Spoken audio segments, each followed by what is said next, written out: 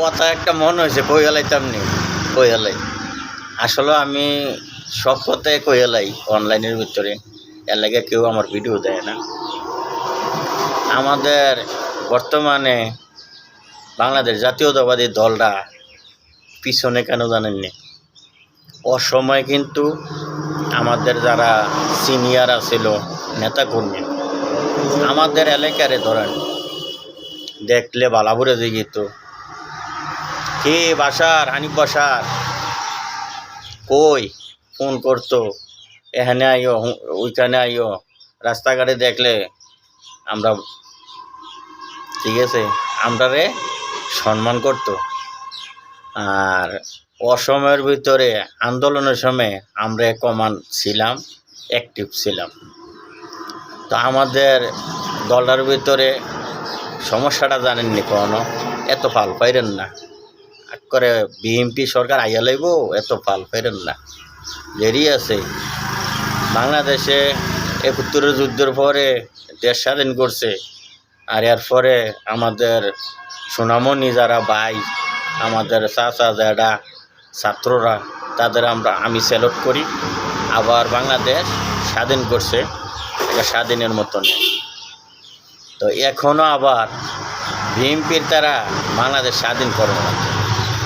আপনারা রাত্রে শুয়ে চিন্তা করে কেন বললাম, যেমন আমি আমার নাম লইয়ে কইলাম একটা জিনিস, যেমন শফিকের লগে আমি ঘুরি, রফিকে কইতে আছে আরে আবাটার লগে আডে আমাদের দলের। তো করিমের লগে আটলে শফিকে কয় গীতা কয় আবাটার আবাটার লগে না ঘুরে, আবাটার দলে না। মানে এরকম কইরা আমরা যদি রাজনীতি করি, রাজনীতি তারা আমরারে বা আমাদের যারা আছে বিএনপি করে, তাদের এই পরিস্থিতি হয়েছে কেন? এই জনের লোক ঘুরে, সেই জনের লোক ঘুরে, এটি কইরা আসলে কেউ কিন্তু মূল্যায়ন করে না বাস্তবে যেটা। তো এই কারণে আজকে দেখেন অমুকখানে এটা করতে আছে, অমুকখানে এটা করতে আছে। আমরা দল আইয়া লেছি, আমরা বাংলাদেশ জাতীয়তাবাদী দল, আমরা ক্ষমতা তাই এলেছি। এটি উদ্যা ফালাফালি করে লাভ নাই। আমাদের মনটা আছে না আসলে এক না, কারণ আমরা হিংসা বেশি, ভিতরে হিংসা বেশি। এখন দেখেন আমি একটা রাজনীতি করি,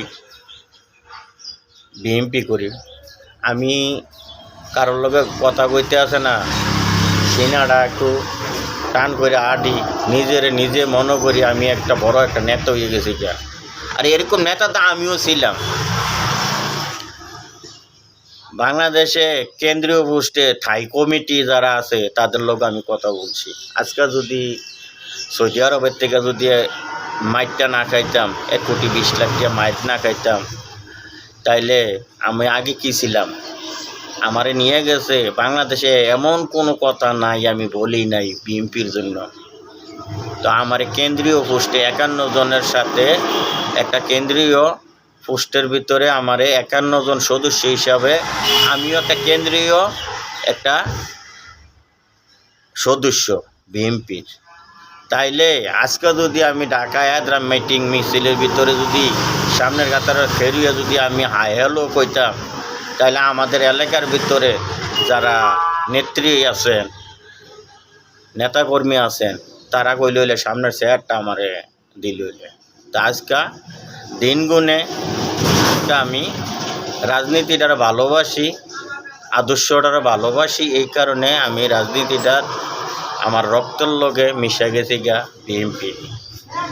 তো আমি আমাদের নেতাকর্মী যারা আছেন তাদের কাছে আমার রিকোয়েস্ট থাকবে, আপনাদের কাছে আমি ক্ষমাপ্রার্থী এই কথাগুলো বলার জন্য।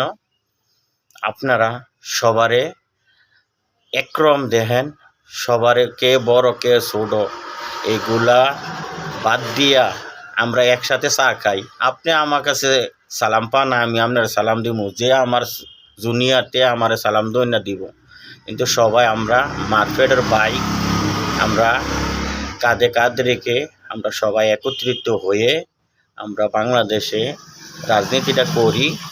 কারণ কারোর ভিতরে হিংসা দ্বন্দ্ব কোনো কিছু না রেখা সকলে আমরা আমরা ভালোবাসি, সবার খোঁজখবর নেই, মোবাইলে যোগাযোগ করি, রাস্তাঘাটে দেখলে আমরা সবাই ভালাগুড়া জিগাই। তো আপনাদের কাছে আমার অনুরোধ রইল, কথাগুলো বলছি কেউ রাগ নেবেন না। আপনাদের কাছে আমিও আবার ক্ষমা চাই, কারণ কথাগুলো বলতে চাইছি আমার মনের ভিতরে খালি কেমন কেমন লাগতেছে কথাগুলো বলার জন্য। তো সকলে ভালো থাকবেন, আপনাদের কাছে আমার এই আবেদনটা রইল। তো সকলের জায়গা থেকে ভালো থাকবেন, শরীর স্বাস্থ্যের দিকে খেয়াল রাখবেন, খাওয়া খাদ্য খাবেন, তা আমার জন্য দোয়া করবেন, আর আমিও দোয়া করি আপনারা সকলে ভালো থাকেন। তো আসসালামু আলাইকুম ওয়া রাহমাতুল্লাহি ওয়া বারাকাতুহু। আমি হানিফ পাশা।